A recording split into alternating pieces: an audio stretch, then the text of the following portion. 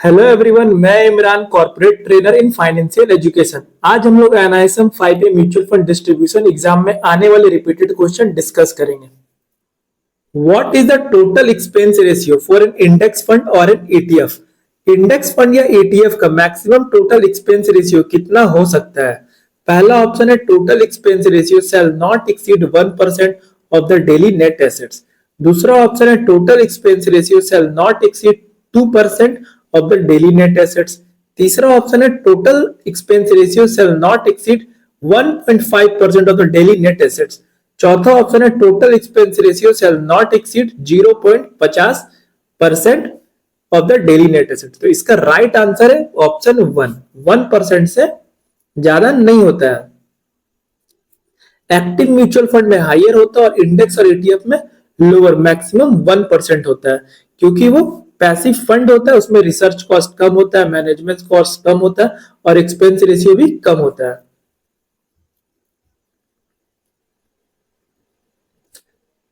In which document is a commentary on the current state of economy and markets is also generally provided? कौन से document में current economy और market condition पर commentary दी जाती है? Option 1 statement of additional information, option 2 की information, memorandum किम, fund fact sheet और चौथा ऑप्शन स्कीम इंफॉर्मेशन डॉक्यूमेंट। तो ये हम लोग पढ़े, इसका राइट आंसर है fund fact sheet. Fund fact sheet एक पीरियोडिक डॉक्यूमेंट होता है जो एएमसी पब्लिश करती है। इसमें इन्वेस्टर को scheme performance, portfolio details, sector allocation, risk ratio, AUM और मार्केट और इकोनॉमी कमेंट्री मिलता है। ये कोई मैंडेटरी डॉक्यूमेंट नहीं है, ये एवरी 1 मंथ पे पब्लिश होता है। Identify the duty of a sponsor of a mutual fund. Mutual fund में स्पॉन्सर की ड्यूटी क्या होती है? पहला ऑप्शन है guards the interest of the mutual fund unit holders. दूसरा ऑप्शन है contributes to the capital of the assets management company. तीसरा ऑप्शन है looks after the day to day administration of the mutual fund. चौथा option है regularly report to SEBI on the working of the fund. तो इसका right answer है contribution to the capital of the assets management company. AMC में वो अपना capital contribute करता है। जैसे म्यूचुअल फंड इस्टेब्लिश कौन करता है? स्पॉन्सर करता है, सेबी से रजिस्ट्रेशन के लिए अप्लाई करता है और एएमसी की कैपिटल में इन्वेस्ट करता है। एएमसी को स्टार्ट कराने के लिए पैसा स्पॉन्सर ही देता है।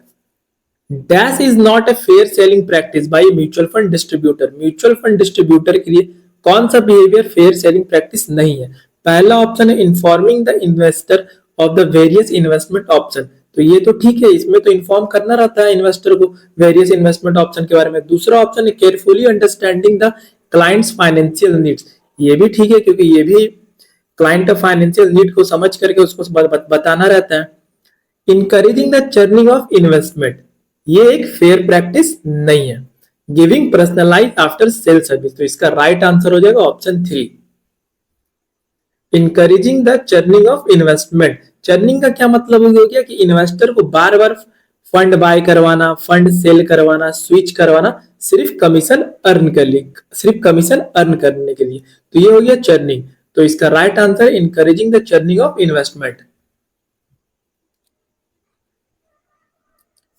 The loss booked from equity investment of 18 months can be set off against। अगर इक्विटी इन्वेस्टमेंट 18 मंथ के बाद बेची गई और उसमें लॉस हुआ तो उस लॉस को किस गेन के अगेंस्ट सेट ऑफ कर सकते हैं? पहला ऑप्शन है long term capital loss only, long term capital gain only, short term capital gain only, या फिर फोर्थ ऑप्शन है शॉर्ट टर्म कैपिटल गेन और लॉन्ग टर्म कैपिटल गेन। तो इसका राइट आंसर है long term capital gain. Long term capital loss को सिर्फ long term capital gain के अगेंस्ट ही सेट ऑफ किया जाता है, शॉर्ट टर्म गेन के अगेंस्ट एडजस्ट नहीं होता है।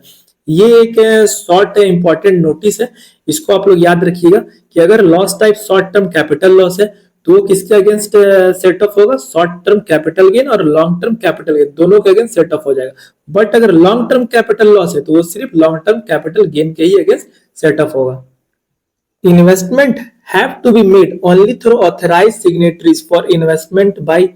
कौन से टाइप के इन्वेस्टर म्यूचुअल फंड में इन्वेस्ट सिर्फ ऑथराइज सिग्नेटरी के थ्रू करते हैं? पहला ऑप्शन है इंस्टीट्यूशनल इन्वेस्टर, दूसरा ऑप्शन है हिंदू अनडिविडेंड फैमिली, तीसरा ऑप्शन है नॉन रेसिडेंट इंडियन, चौथा ऑप्शन है हाई नेटवर्थ इंडिविजुअल। तो इंस्टीट्यूशनल इन्वेस्टर ही इसका राइट आंसर है। इंस्टीट्यूशनल इन्वेस्टर का एग्जांपल क्या हो गया? Companies, bank, insurance company, trust, pension fund. ये ऑर्गेनाइजेशन खुद साइन नहीं कर सकते, इसलिए बोर्ड रेजोल्यूशन के थ्रू ऑथराइज्ड सिग्नेटरी अपॉइंट किया जाता है। वही पर्सन एप्लीकेशन साइन करता है, इन्वेस्टमेंट ट्रांजैक्शन करता है और डॉक्यूमेंट अप्रूव करता है।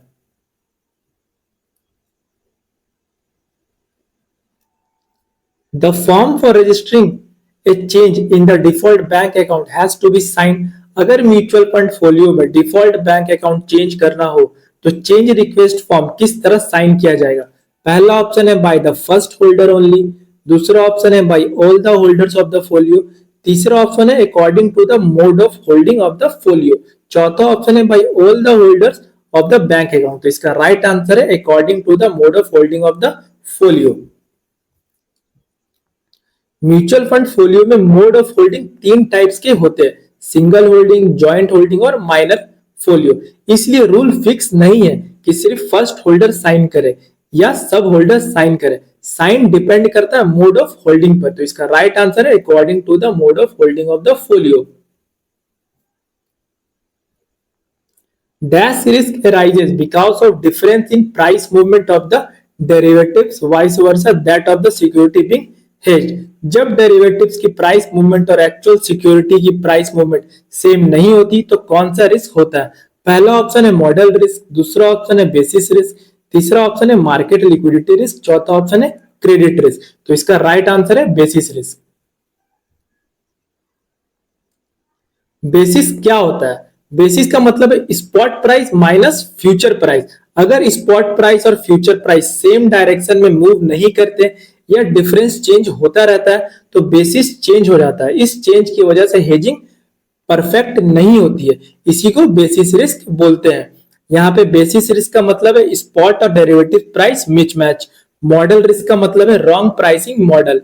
लिक्विडिटी रिस्क क्या हो गया? एसेट इजीली सेल नहीं हो रहा है। क्रेडिट रिस्क का मतलब हो गया काउंटर पार्टी डिफॉल्ट।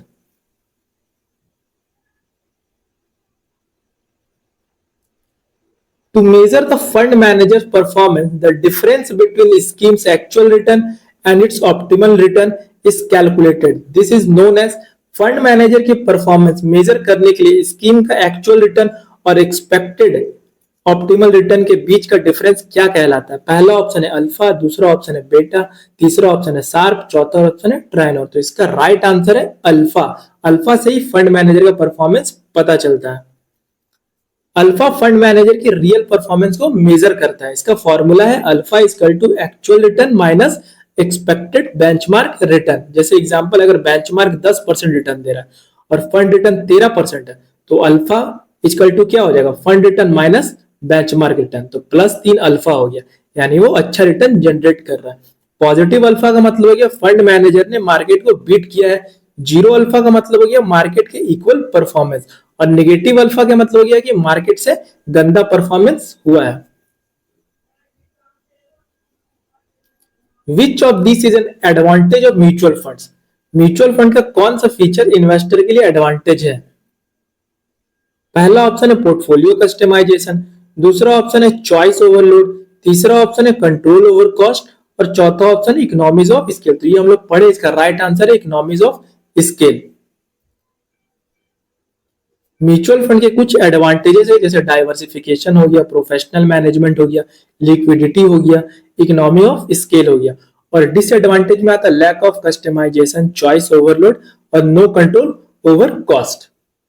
अगर आप म्यूचुअल फंड एग्जाम की प्रिपरेशन कर रहे हैं तो हम आपको सिर्फ एग्जाम के लिए नहीं बल्कि पूरी जर्नी के लिए प्रिपेयर करते हैं, ट्रेनिंग, मॉक टेस्ट और प्रैक्टिकल गाइडेंस के साथ। एआरएन के बाद का रियल गेम एएम बिल्ड करना होता है और उसमें भी हम आपको स्टेप बाय स्टेप गाइड करते हैं। अगर आप सीरियस है अपने फाइनेंशियल करियर को लेकर तो आप हमसे कांटेक्ट कर सकते हैं।